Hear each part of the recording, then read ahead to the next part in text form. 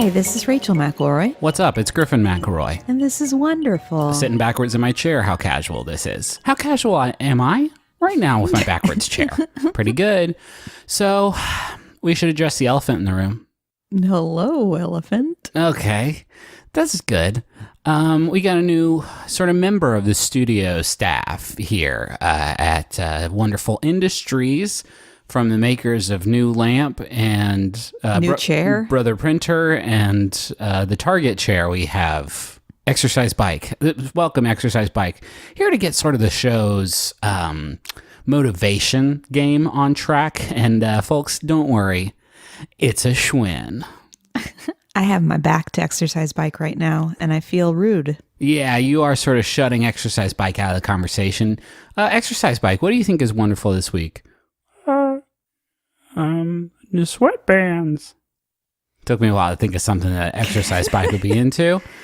Which shows how devoted we are to exercise. I've ridden it once for 10 minutes, but that's okay. I'll get there. And did I mention it's a Schwinn? Is that a thing? Have you seen that commercial where like the guy is like, he buys the woman an exercise bike and she's telling all her friends like, don't worry, it's a Schwinn. I don't I'm remember thinking this. of the Jared commercials. I thought maybe, yeah. So do you have any small wonders this week? I do. Okay. Oh, you've written them down. Well, small wonders are usually so like scat. They're so scat jazz. Oh, I knew I would forget. The holiday episodes of Nailed It. Those have been very, very fun so far. We watched, 3? But we watched them in a row, as you are wont to do with Netflix programming sometimes. Yeah. It's nice that, we're always looking for new stuff this time of year to get us in the spirit. It's doing it. And yeah. It's really working. Weirdly, it's the thing that's doing it. Also, just sort of the extreme bounty of Great British Baking Show that we have gotten. Yes. I feel like Netflix deployed 5 different sort of chunks of baking show greatness. We tore through the new season and the holiday episodes. Yeah. God, that was good stuff. Just started watching Final Table. It's not sort of giving me the same sort of feel good feeling. It's a little more cutthroat, but need a little bit of that too, a little spice in the sugar. You know how they say you should always put a little bit of chili powder in your sugar when you store it? I got, our fireplace. We got our fireplace fixed up and just lit it for the first time today. And holy crap, is it cozy as heck, y'all. It's real nice. I think I go first this week. Yes. My first thing is the Aurora Borealis. The Aurora Borealis, at this time of day, at this time of year, localized entirely within your kitchen. You already did steamed hams. You're just talking in general? Yes. Can I see it? No. The literal Aurora Borealis. Okay. I want to talk about that, the phenomenon known as the Aurora Borealis. How much you know about the Borealis? Very, very little. How much you know about David Boreanaz? Oh, way more. It's funny. They're both caused by solar flares bouncing off of the Earth's electromagnetic field. Both have strong brows. Both have strong brows and appear mostly around the Earth's poles. No, I've always thought the Aurora Borealis is super pretty. I've always wanted to see it. When we were up in Minneapolis, our friend, or not in Minneapolis, in far northern Minnesota, our friend said, hey, while we're up there, we may see the Northern Lights. And I was like, oh, fuck yeah. I got so stoked. Didn't happen for us. Is it the same? Okay, I was going to ask you the question. Are the Northern Lights the same thing as Aurora Borealis? Yeah, so Aurora Borealis is commonly sort of known as the Northern Lights. However, there is also a Southern Lights. I learned a lot about Aurora Borealis today. It is probably the most I've ever learned about a topic that I've been researching for Wonderful, and it's very, very exciting. I mean, the term Aurora Borealis is great. It's very phonetically pleasing. Can I tell you all about Aurora Australis, which is the Southern Lights? Whoa. It's very cool. So Earth isn't also the only planet that has a Borealis effect, or actually an aurora is what it's called. Jupiter has one, Saturn has one, Uranus can also have it. So what causes it is super neat. Solar flares come out of the sun, right? The sun is doing this nuclear fusions, creating all this energy, and sometimes it toots it out. And that's a very, very rudimentary way of explaining it. But they let out this powerful toot that is made up of these super energized particles. They shoot that at Earth. Earth would be destroyed by this exhalation. When it reaches us, it's scattered and dispersed. It's called a solar wind at that point. If that hit Earth without any sort of protection, that would be pretty much ball game, Earth, game, set, match, sun. Sun wins this round. But we got this electromagnetic field. It's surrounding our Earth. The solar wind hits it. It disperses all around the Earth. And we live to fight another day to keep recording podcasts for our friends at home. But there's two places where the electromagnetic field is the weakest, and that's at the poles of the Earth, the North Pole and the Southern Pole. So that is why in the Arctic and Antarctic is why that is where you usually see the Aurora Borealis or Australis. Now, it can happen anywhere in the world. I guess like if like the solar wind is strong enough, or maybe the electromagnetic field isn't feeling it that day, it can hypothetically happen anywhere. It's extraordinarily rare for it to happen, too far south. But famously, the Aurora Borealis once appeared in Honolulu, which is pretty far down south from the Arctic. This adds some depth to the steamed hams bit. Yes, absolutely. Because it could have possibly been in his kitchen that day. The whole phenomenon kind of works kind of like how like neon signs work. Basically, the solar wind brings all this super energized like particles into the atmosphere, and then it hits when it pierces in through the poles. It hits the oxygen and the nitrogen in the atmosphere, and those get like supercharged with energy. And as they like shoot electrons out to try to normalize, that is what sort of creates the effect. And depending on like what the mix is of the elements in the atmosphere that are affected, that sort of determines what the color is. Yeah, I was going to ask about the colors. The shapes are like very specific, right? Because it moves in like streams almost. And the streams are, strips of color and light. What causes the shape of it is literally you are seeing the shape of the effect of the electromagnetic field. It is like you are sort of like rippling a sheet and pouring sand on it, and all we see is the sand, but you can see through the sand like what the shape of the sheet is underneath it. I think that's fucking radical because I can't stress this enough. The electromagnetic field is essential for Earth's like whole thing that we're trying to go for down here. And occasionally, the right parts of the world, when the right sort of ingredients from the sun, the powerful sun toot hits us in just the right way, you can see it. Like you can see this thing that keeps us all safe and cozy in here. So it could feasibly happen during the day. We just wouldn't be able to see it. I don't think you'd be able to see it. I mean, it's not like the sun waits until it's nighttime. Actually, it takes about 2 days for the solar wind to reach us from the sun anyway. But I guess it just doesn't. I don't know that actually. I don't know if it would show up during the day. But I think it's really fascinating. I also think it's like the prettiest thing Earth does. Like I feel like sunrises and sunsets like went at it for a while, and then rainbows were like, well, what about me? And then double rainbow, you remember that meme? But then Aurora Borealis I think is just beating the crap out of all of them. Hey, what's your first thing? My first thing is 90s commercials. Fuck yes, this is all time. I'm so excited. Can we oh god I don't want to cut you off at the pass, but like, are you gonna talk about Crossfire? Let me see. Is Crossfire on the list? It is on the list, yes. Fuck yeah, all right. But in a very small way. Okay, well, when you say the word Crossfire, I am going to just scream sing the theme song for that. I'm going to wake up our son and the sons of all of the people living on our street. So many sons will be awoken by my Crossfire. So I'm not a big YouTube person, but one of my favorite things to do is to watch old commercials on YouTube. I noticed that I was not alone in this when last year we tried to find Christmas commercials to watch in an act of desperation, I think. Yes. And so a part of this you can just explain as like nostalgia. Sure. But part of it is kind of just the unique time period that was 90s commercials.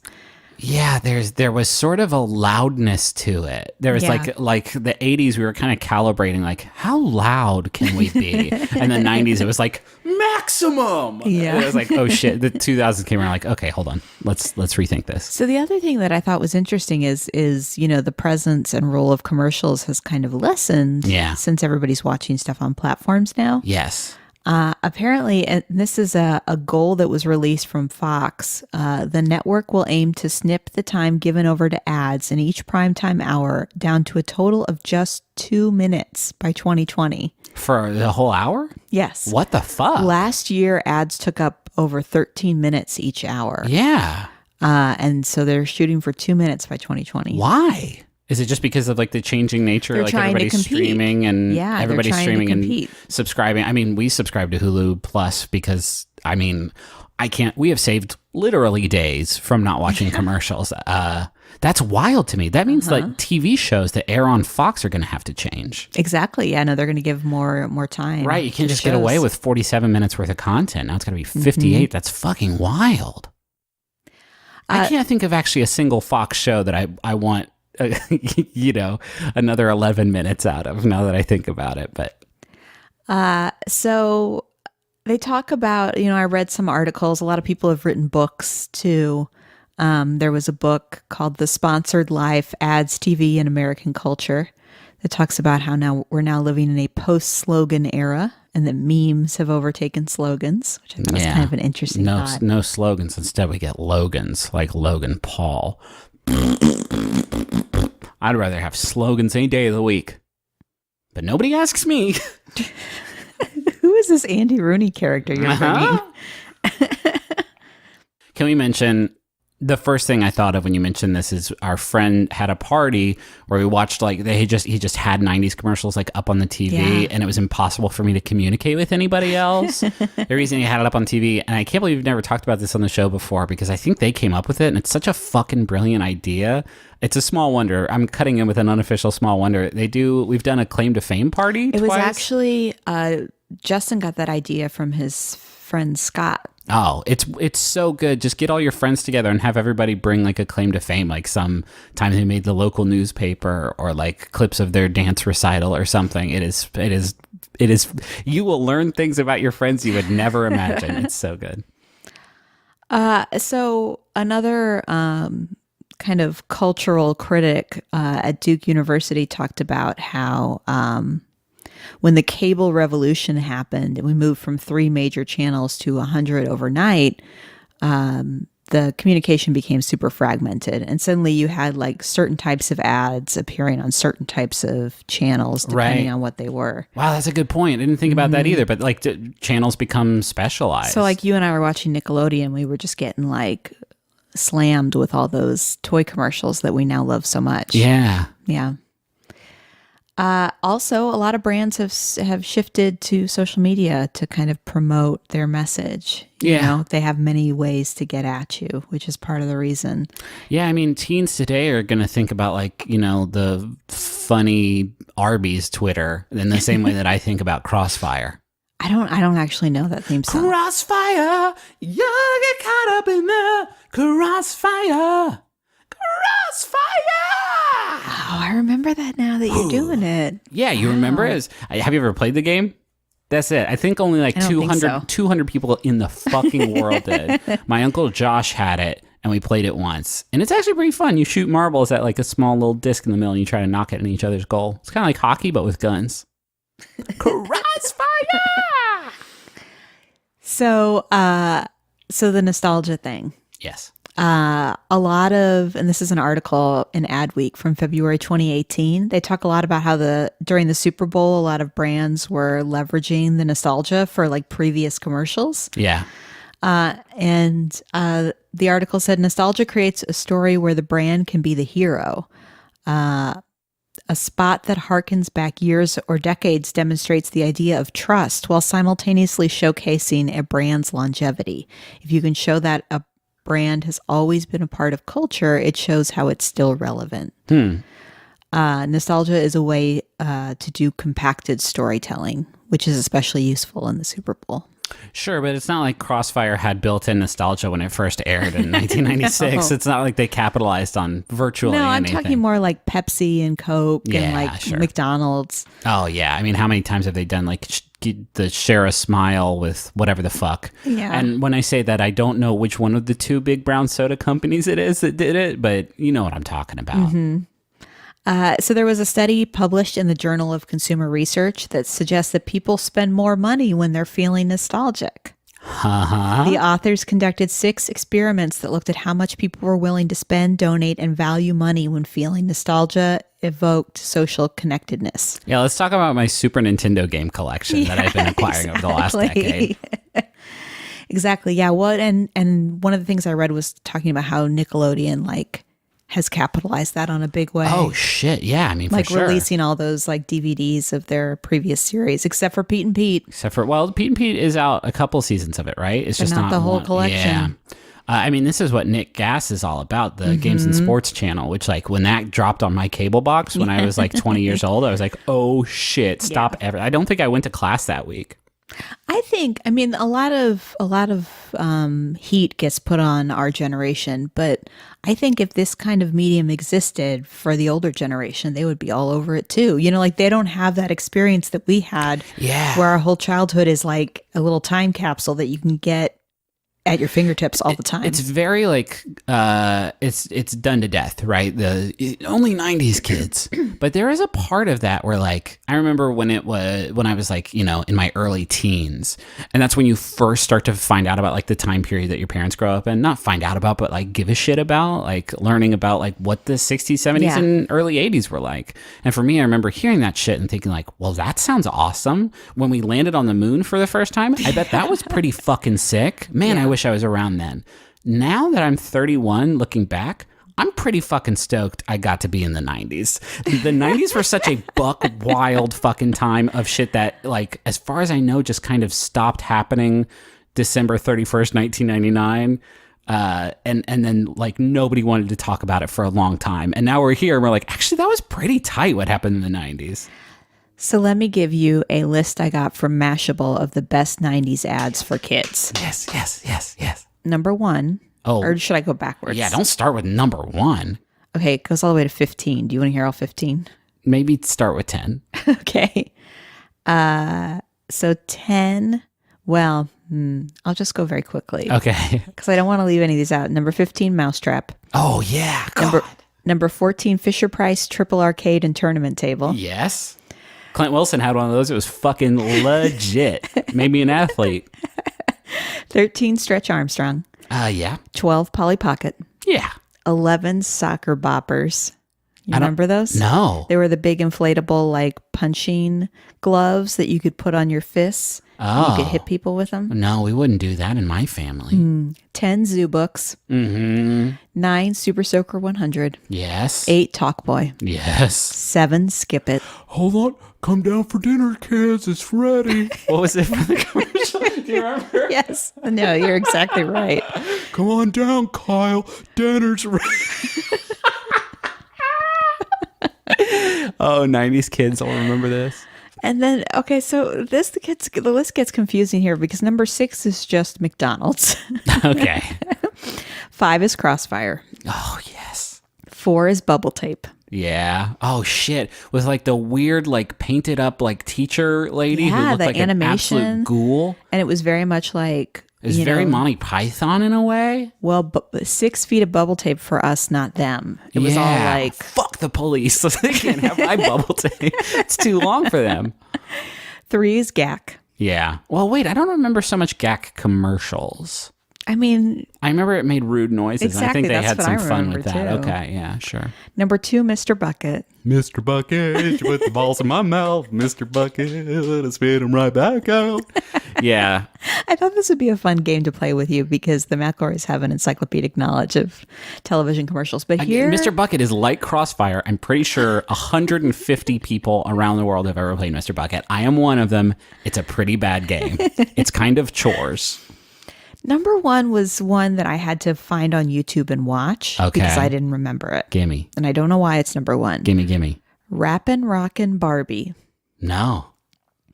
That's a deep cut. It's a commercial. Barbie's wearing like a little like quote unquote rap outfit. Oh, that sounds great so far. And these 2 little girls are playing and we're like hearing a rap about how cool Barbie's outfit is in that very 90s. I see nothing wrong with this. This is great. Sure. Nothing wrong with this, Barbie. I don't know why that's number 1. Yeah. I did remember it when I saw it, but again, it did not stick with me. Gotta at least look at what it looks like. Yeah. Not ideal. Okay. We're done. Yeah, so I was glad to bring that this week because I was thinking about I all the kids watch the YouTube, and I don't even know like how to find the hip YouTube celebs, but I can tell you what, I know how to find the Sure. Soccer Boppers commercial. I'm surprised that no like video game commercials made this list because those really stand out to me. Because in the 90s, there was this trend of no matter how hardcore a game it was, like from Doom to like Ocarina of Time on N64, the theme of so many of those commercials were like, this game will literally fucking kill you, idiot. You're too big a baby to play this game, you baby. It will strip the skin from your bones, you fucking infant. And it's like, dude, it's Pilot Wings. Calm down. Hey, can I steal you away?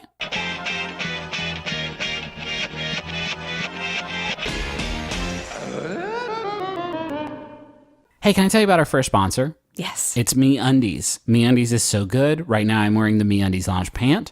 And I don't know, it's super comfortable, super stretchy, breathes super well. I say this. It gets cold in Austin. It gets hot in Austin and pretty much right back to back. And it's tough to keep our house regulated the same temperature. These lounge pants keep my whole bottom half like a good temperature. I can wear them no matter what it looks like outside. It is fantastic. Can I tell you too? So I went to the MeUndies website recently because I was looking to see what was available for Christmas purchases. And people are taking a run on that site. If you were waiting to purchase MeUndies products, do so immediately. Yes. Because the sizes are becoming limited. Do not sleep. I'm sure they will refill it with a quickness. But anyway, everything they make so good. Made out of this micromodal fabric that is 3 times softer than cotton. You can get a style that's perfectly suited for you for that or that special someone. Men and women can each choose from 4 different cuts, all of which are available from classic colors to adventurous prints. I have liked every print that they have sent us. You know which one I'm going to shout out now? Just this simple multicolored sort of polka dot print. I like that one. Oh, yeah. I like that one. That's my courageous underwear. I wear them when I need to be courageous, which is not often. I work from home. Yeah, they're great. And they do make great presents. And also, for first-time purchasers, whenever you purchase any MeUndies, you can get 15% off and free shipping. If you order by December 16th, you can get free shipping in time for Christmas. That's coming up very soon. So to get your 15% off your first pair, free shipping, and a 100% satisfaction guarantee, go to MeUndies.com/wonderful. That's MeUndies.com/wonderful. Hey, I've got Jumbotrons. Hit me with that Jumbotron stick.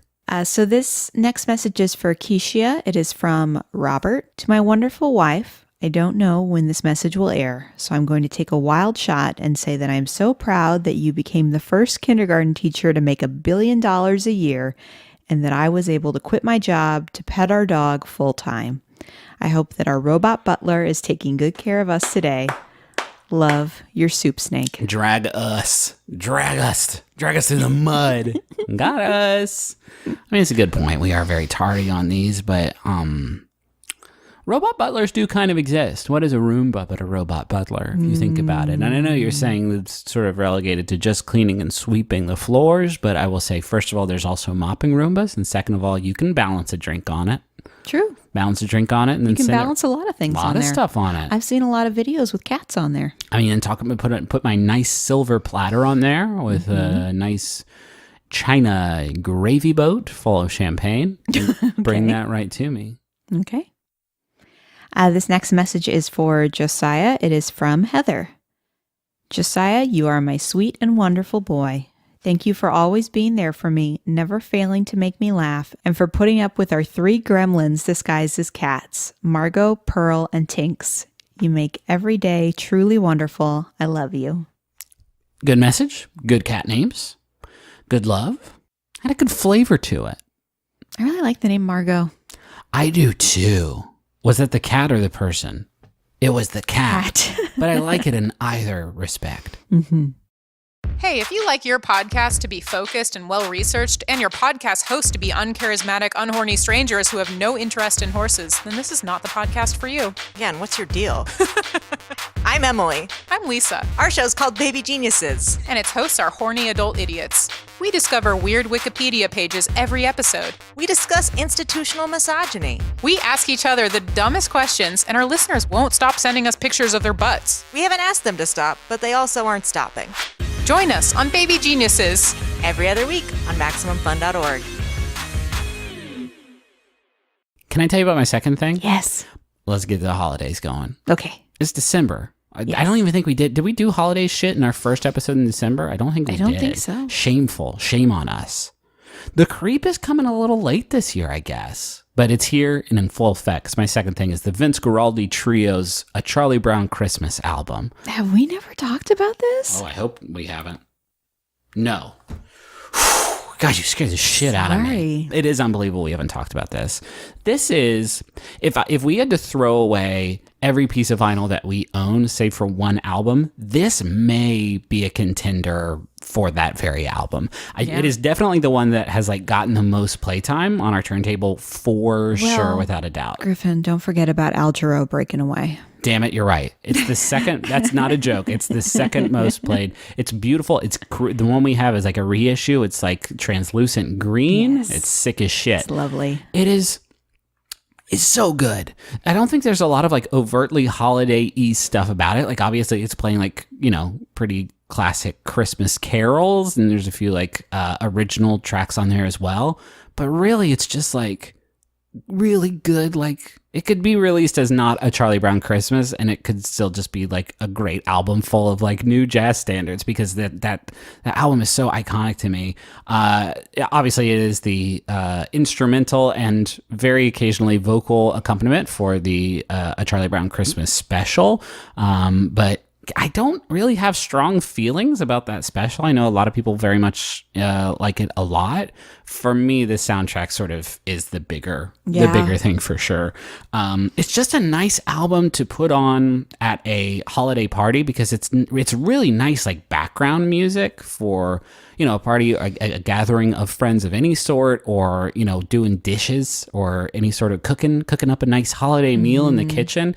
It's just smooth and fucking classy as heck, which is unexpected for a child's cartoon holiday special. But so I read a bit about Vince Guaraldi today, which led to me for the first time in my life actually seeing what he looked like. My dude's style is very fresh. He's got a fucking mustache you could ramp a bike off of. It is extremely good. He doesn't look like a Peanuts character, because that's all I can picture. He doesn't. He looks like a young man with a big mustache, a big old mustache. Just a really luxurious mustache. And like I said, there's a few original songs on top of, you're Googling him right now, aren't you? Yep. It's mostly Christmas carols that are sort of this mix of new arrangements and a ton of piano improvisation from Vince Guaraldi. Oh my gosh, what a big mustache. I'm not joking about the mustache. There's also a couple of original tracks on there. So I want to play one. It's Skating, which, like, if you